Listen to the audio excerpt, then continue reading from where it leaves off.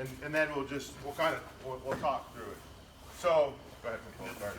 So, ultimately, you know, we all have our different ways of kind of opening the guard or whatever, and I'm not kind of too worried about that, but, you know, we're always working in a triangle, right, to be able to open the guard. I'm gonna start my stream standing, all right, and I'm gonna walk through everything I'm thinking about as I try to pass.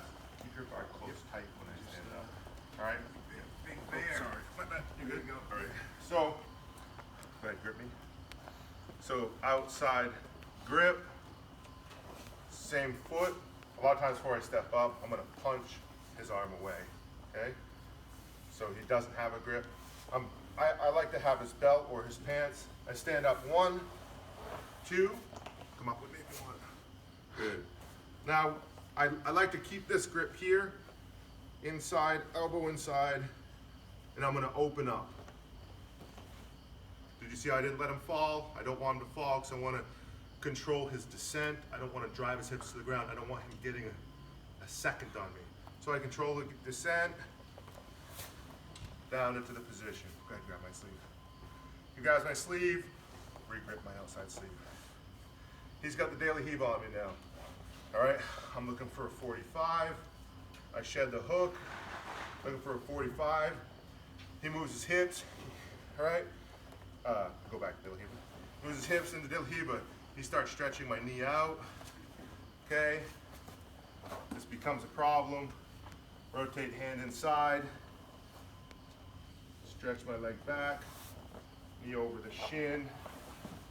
Looking for the pass. Okay, come back.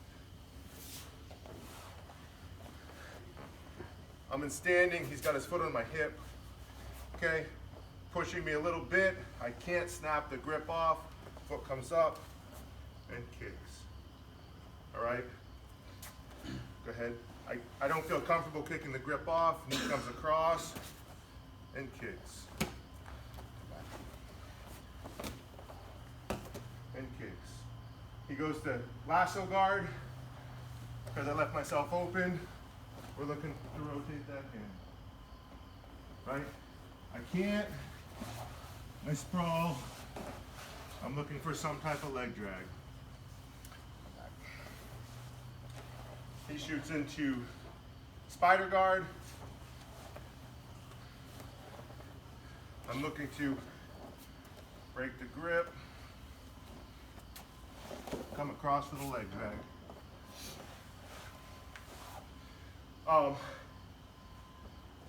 Butterfly guard. I'm looking to pass quickly, not sit here all day. Hand to the inside of the knee.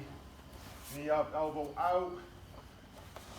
Turn, switch, turn. So that's my general stream of consciousness and how I like to pass. Those tricky positions from closed guard to standing, to Dil Hiba guard when he's stretching you on your knee, pushing the hip. Oh, and last one. Half guard. He beats me to the underhook. Push the knee, sit across, collar to the mat. My butt doesn't hit. I pull, pull, pull. Slide the knee. I can either bring this knee through, I can bring this leg around, underhook, and sit, or I can drive the knee through. I can put my instep on his thigh and pass. Those are my primary passes. That's like my A. Then I have like B, C, and D as he reacts to everything. But my stream of consciousness looks like that. Like that's my A game, all those passes. And that's what I'm always looking for ultimately out of the gate. So, make sense? Pete, Yes. can I see what you did there? I think you backstepped and then how you got back into like that quarter, that 3/4 mount. Yeah, sure. The back step? Yes, sir. Yeah, yeah, so he beat me to the other hook. I need to get my knee out. I push this knee. I like to sit on it because I have heavy hips, so I don't swing it immediately. I get the collar, I grab his knee, I back step, I go hand to the ground, and a lot of times you need to go one more time. my butt doesn't hit. As I pull, the knee comes out. I step underneath and pass. Any other questions? Does somebody else? Yeah, go ahead. The standing guard pass. Yes. I end up getting tangled up with them when they hit the mat. Yeah. Yeah. So you got to control the descent. Yeah. I think that's key. Some people say open and drive the hips to the ground, which is fine. If you're good with that, I'm not. So he's got the outside grip. First, I establish the outside. I'm coming underneath. I never come over the top. Underneath, grip, punch. Same side. Second one up. I like my legs a little closer. I know that he can drop and wrap. And so when I come in to control the descent here, as I break it, I hold him here. And I make him feel that for a second. Like, you remember how we talked about like the guy taking away his jiu-jitsu because he doesn't have any mat? This is one of those instances where I'm completely on offense. So as I control the descent, I've controlled the offense. Okay, makes sense? Yep. Sometimes it'll be from the belt. Sometimes it'll be from the pants. Good?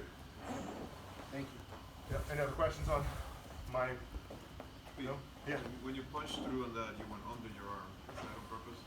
Yeah. Yeah, when I, like, heat grip, yeah. When I re-gripped here, I went here, and I went under for a sec. I could also go with the belt and just But kind of you hold lifted, it. you're locking it in there. Yeah. Pete, Yep. so are any of those, are those reactive, or some of those, are you giving him a read so that he's picking the guard that you're gonna pass next? No, I mean, the idea is that when I'm grappling another black belt or a high level guy, most likely I know like where their offense is going to, where they're going to transition into, you know what I mean? Like where their strengths are. Most guys are going to do not the same stuff, but you're going to end up in similar positions. Someone likes a deep de la Riva, someone likes a shallow de la Riva. Someone wants to go to the, lasso. Some people go right to the spider. So, but there's only so many guards. You know what I mean? So if you have a plan for all of them, well, you can become a great passer. I didn't start passing until I was a brown belt. I knew I was going to be a good passer. You know, and so I worked on my guard all the way up to brown belt, and I started passing at brown belt. I knew that if I could be a good guard player as a big guy, that when someone felt my guard and I got on top, they almost like, like they don't want to be in either position.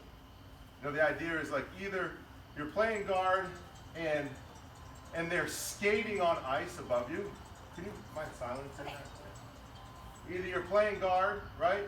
And you want, I like to say the guy's skating on ice, which means he can never, with like sneakers, he can never catch his balance. So he's on ice. And if you're on top, I want him under the ice, right? And if you're underneath the ice, what you're doing is they're looking to breathe, right? Make sense? Which means that they're going to expose themselves under the ice. So that's why I think movement is so important on top. That you're especially, you know, unless you're trying to murder somebody, right? Like if you're playing the game, you know, make them give you the submission instead of trying to take something, right? They'll expose themselves when you put them under ice. Yeah, that's what I was asking. I didn't know if you gripped a certain way and go, here comes the lasso, because I'm giving him a read of a lasso, and then you start passing it Nope. before they set it up. No. That's where I'm trying to. No, I'm just saying there's absolutely, unless you're Hodger Gracie, you know, or Adolfo Vieira or Buchecha or somebody who's like just so in tune because they're at the top of their competition game.